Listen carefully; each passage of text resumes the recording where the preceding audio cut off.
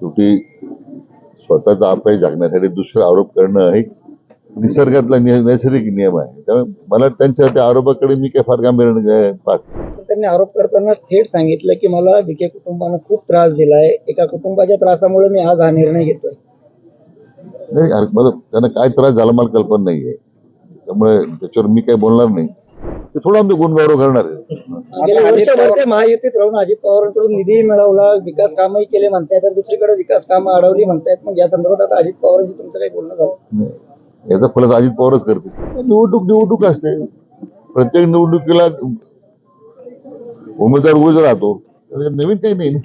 मात्र ज्यावेळेस त्यांनी काल मेळावा घेतला, त्या मेळाव्यात त्यांनी पालकमंत्र्यांनी मला संपवण्याचा विडा उचलला होता, खूप त्रास दिला असे आरोप केले. त्या आरोपांकडे तुम्ही कसे पाहता? आरोप प्रत्यारोप होत राहतात. शेवटी स्वतःचा अपयश झाकण्यासाठी दुसरे आरोप करणं हेच निसर्गातला नैसर्गिक नियम आहे. त्यामुळे मला त्यांच्या त्या आरोपाकडे मी काही फार गांभीर्याने पाहत नाही. असं आहे की त्याच्यामध्ये मी भाष्य करणं उचित नाही आहे.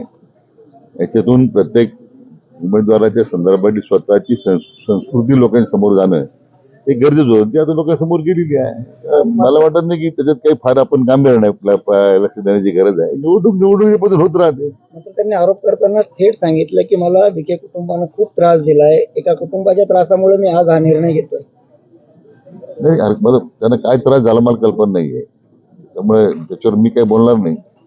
शेवटी असं आहे की मी म्हटल्याप्रमाणे निवडणूक असते. त्याच्यामध्ये ज्यांना आता आमच्या महायुतीच्या विरोधात ज्यांना संधी मिळालेली आहे, तर ती ह्या मतदारसंघात असेल, अन्य मतदारसंघात असेल, ते टीका करणारच आहे ना.